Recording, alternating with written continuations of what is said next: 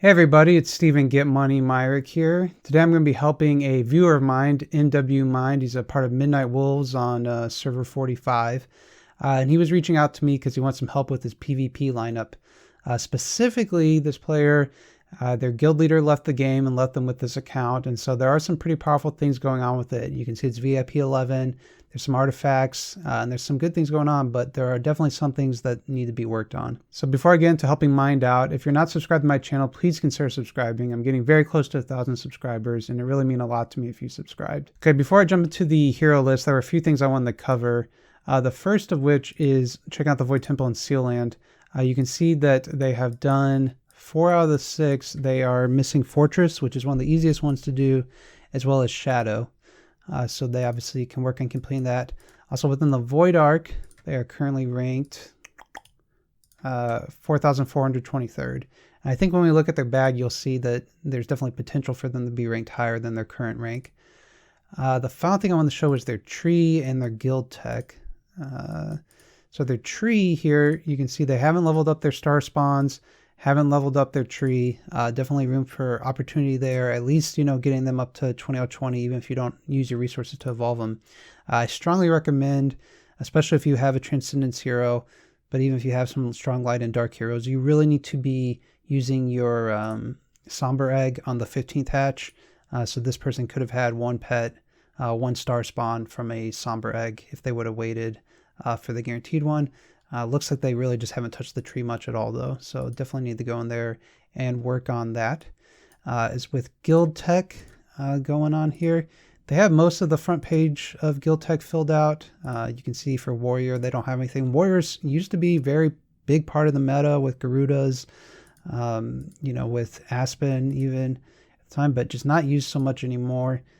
Second page of mage pretty good, ranger pretty good. Avoiding priest, which is typically the correct thing to do. Assassin is pretty low, and assassins have obviously gotten a lot stronger lately, so would work on putting stuff in assassin. But anyway, going into the hero bag, the thing you care about, let's take a look at their lineup. So you can see no Transcendence hero, and with the VIP 11 account that's been around for a while, you would definitely expect to see a Transcendence hero. And going into the Compass of Transcendence, you can see they're only at 3,000 out of 5,000. So if they have gems, they really need to be getting cores every day. And then looking at their bag, give me 1 second, I got something to pull up here. Their Stellar Shard count is currently only at 2.5 million. Here, let me see how many summons they've done of Stellar Shards. So you can see they've done 78. So I would think, you would have more than that right now, especially if you're converting them into either. Honestly, I think you either have more than 3 million crystals of Transcendence or more than 2.5 Stellar Shards. But that's what they've got. That's what they're working with. Checking out their heroes here, you can see they have a Russ, an Ada, a Belrain, a 4Cs, 2 carries, a Rogan, an Amun-Ra, a Delacium, which they've talked about regressing, which I would definitely consider doing, specifically since they've cleared Sealand Abyss. There's definitely some powerful resources you could be using to V1 other heroes in there. Sherlock, a Tix. You can see Ignis-wise where they're working with. They got a 6-star Ignis with no Ignis copies in the bag. And you can see obviously they're going to build Queen once they get enough Crystals of Transcendence. And they've got 4 Sherlocks, which is very good. They got 1 Inosuke. And then within their bag as well, they have 5 copies of Inosuke. So easily could complete Sealand Fortress by making a 10-star Inosuke. I would definitely do that. That'd be one of the first things I work on. If you want to keep him around, you can, because he can do some good things and some tricky things within the Realms Gate. Personally, I don't use mine at all, though, so you could also talk about swapping him into another Sherlock, since he did have those 4 or 5 copies of Sherlock. He's got 2 hero replacement things going on. Like I said, 3 million there. And not, like I said, just really not a lot of Stellar Shards. But anyway, specifically what Mind wanted us to help him with was his PvP lineup. And one of the things I will say is if you truly care about your PvP lineup, one of the biggest sins you can have right now is having a Tix at V2 and taking away resources from other heroes that are much more relevant in PvP. Can Tix do okay in PvP, with certain energy funnel builds?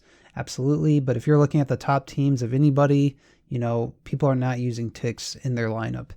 So I've gone through and I've done a few fights against some people on his team friends list. We fought against a guy named Sin City, and we fought a person named Rebecca. So Rebecca, we went 5-5 against, and the team we used was what he said his current team was, which is the Sherlock, Carry, Amun-Ra, Russell, 4Cs, and ticks. And you can see another big thing he's missing is the Phoenix pet.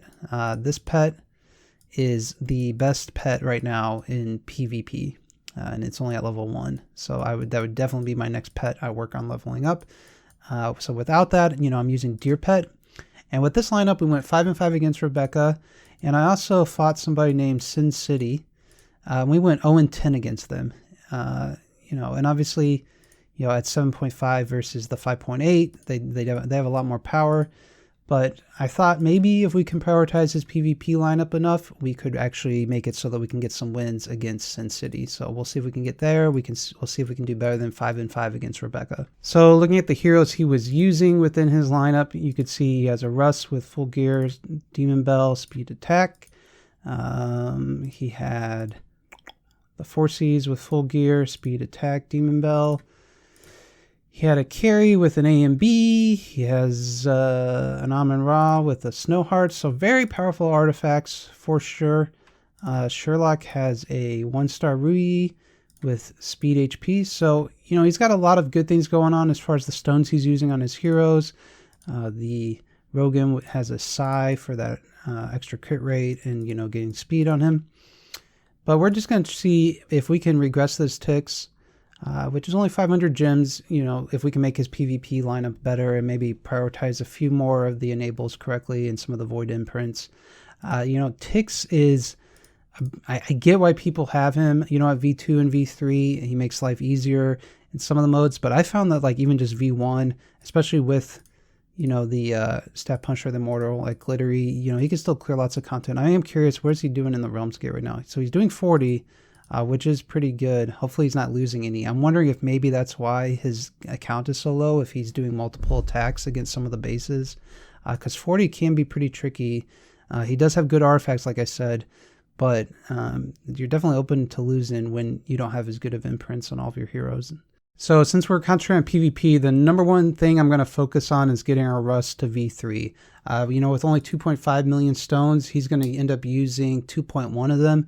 Almost 2.2, but V3 Russ in PvP is just like a super hard carry. Love him at V3, extremely strong.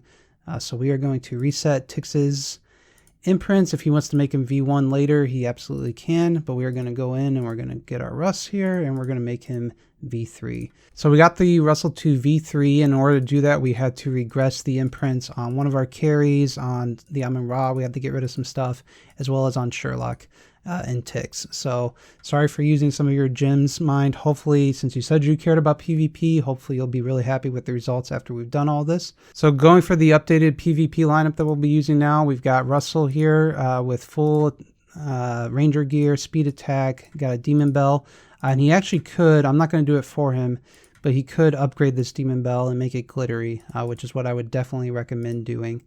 3-2, 3-3-2, and like I said, he's at V1 now.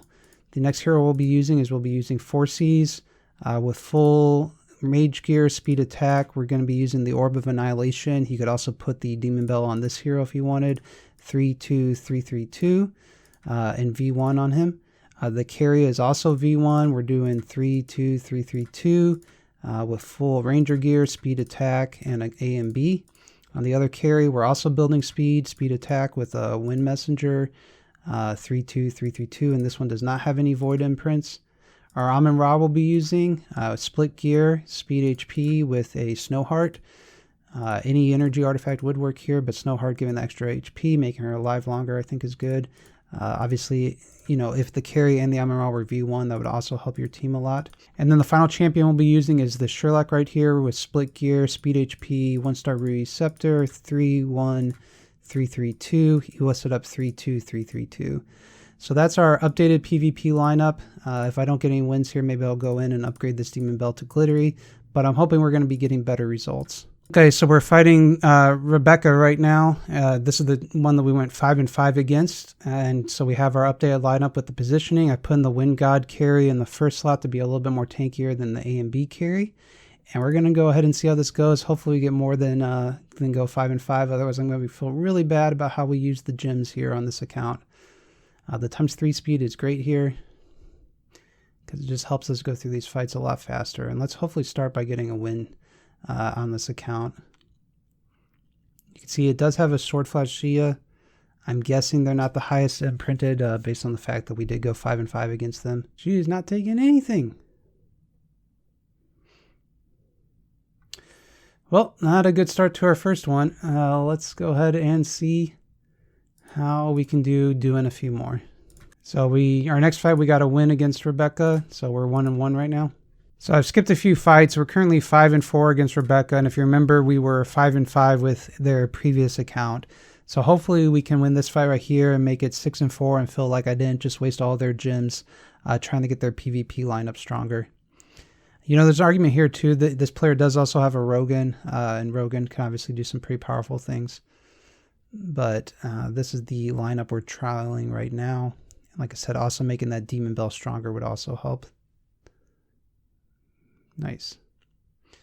That Sword Flash Zia is just so tanky. And there we go, deleting our Russel, which means we probably are going to be losing this fight and finish 5-5 against Rebecca, which feels very awkward that I use their count. You know, we do have 4 heroes here, but it is Shia. And now we have 3. You know, she did get... Oh. Yeah, and we're going to lose. Oh, we won? What the heck? What happened?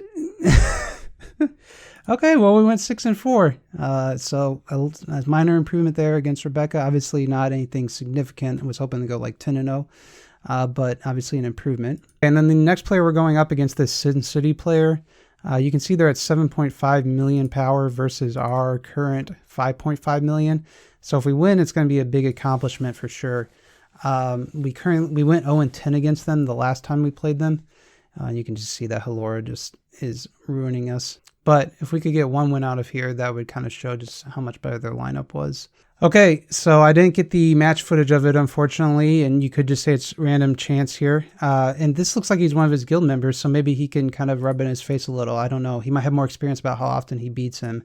But you can see here we actually did get a win off of Sin City with this lineup. So pretty impressive when you consider it's, 2 million less power. We did go 0-10. I will say, right now we are 1-8 against him. So it's not like it's still significantly stronger of an account. And you can just see how much damage that Halora does right at the start. And so I probably should have picked somebody just slightly easier that he's going 0-10 against than this account, and maybe made this account feel better. But you can see we're just getting smoked here. And the other thing that having this upgrade A and B is going to help you with is clearing Aspen Dungeon. Obviously you're working to get your Transcendence Queen, but you're pretty far off with your 3 million crystals. She would help a lot within Aspen Dungeon.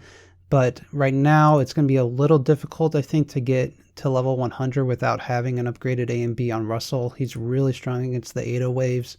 Without him, you're going to be dependent on having a V3 Tix with an upgraded Punisher and maybe having to use 2 pots. So having that upgrade A and B really is going to help. It's also another direction that with an account this powerful at VIP 11, you definitely should be able to clear Aspen Dungeon or be getting pretty dang close most of the time. Is there a way for me to view how far you've gotten? No, because it's just going to all be 100s. So that would be the other direction I would want to say, make sure to work on doing Aspen Dungeon. So Mind, thank you so much for letting us borrow your account. I'm sorry I used 2,000 gems just regressing imprints. I will say that, a lot of the stuff you're doing with like being 0.2 or 0.3 upgraded is kind of useless. And you really want to be hitting those nodes, like going all the way up to V1. Otherwise you're tying up those resources onto heroes that you could be spending it, to make somebody V3. So we got your Rust to V3. We did regress your ticks. Hopefully this doesn't hurt you too much in the Realms Gate, or hopefully you don't hate me for regressing it. I will say that V3 Russ, getting this extra dazzle is just huge in PvP. And so since you said you cared about PvP, getting V3 Russ as your carry is just huge. I would strongly recommend that you upgrade your demon bell and make it a glittery demon bell.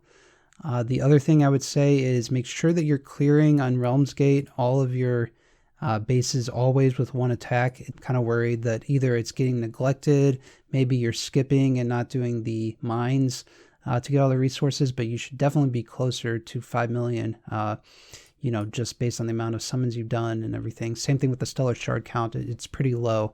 So hopefully you can work on getting that up a little bit higher. But yeah, once again, big thank you, Mind. I really appreciate you letting us borrow your account. Hopefully you get in and mess around with your PvP lineup. Feel free to leave in the comments below, you know, let me know how much you hate the fact that I spent some of your gems to regress your imprints. Or, you know, hopefully you come back and say, hey, my PvP lineup does feel a lot stronger. You've got a lot of powerful things going on, but definitely have some things you need to tighten up as well. Hope you found this video helpful, everyone, and I'll see you all in my next video. Bye.